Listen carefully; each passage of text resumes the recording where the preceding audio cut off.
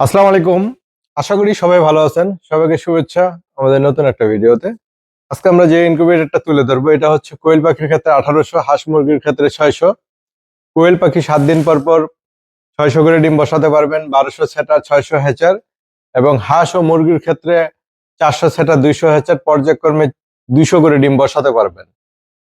এই ইনকিউবেটরটা আজকে যাবে আমাদের লালমনিরহাট পাটগ্রাম উপজেলায়। আমারই হচ্ছে রাশিদ ভাই। এটা আমরা কিভাবে করছি আমরা দেখি।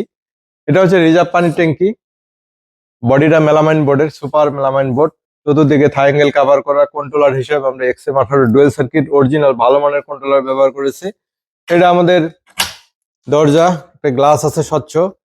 ভিতরের লুকটা আমরা দেখি, ভিতরে কি কি দিচ্ছি। এগুলো হচ্ছে কোয়েল পাখির ট্রে। এখানে একটা লাইনে 303টা ট্রে দেওয়া যাবে। একটা ট্রেতে 99টা ডিম দেওয়া যায়। আবার যদি হাঁস ও মুরগি দিতে চান তাহলে প্রতিটা তাকে 100 ডিম দিতে পারবেন। এটা হচ্ছে হ্যাচার পার্ট। শেষে 3 দিন বাচ্চাটা ফুটবে এখানে।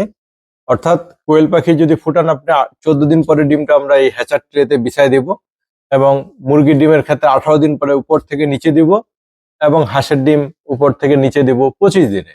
অর্থাৎ কোয়েল পাখি 17 দিনে ফুটে, মুরগি 21 দিনে, হাঁস 28 দিনে। অনেকে আসলে এটাও জানে না। এটা এই ভিডিওর মাধ্যমে বলে দিলাম কোন ডিমটা কতদিনে ফুটে, এবং এটা তাপ, আর্দ্রতা, ভেন্টিলেশন, ওভার টেম্পারেচার সবকিছু অটোমেটিক।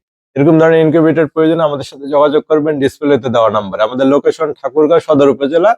আমরা কুরিয়ার রেটে সারা বাংলাদেশে সরবরাহ করে থাকি। ভালো থাকবেন সবাই। আসসালামু আলাইকুম।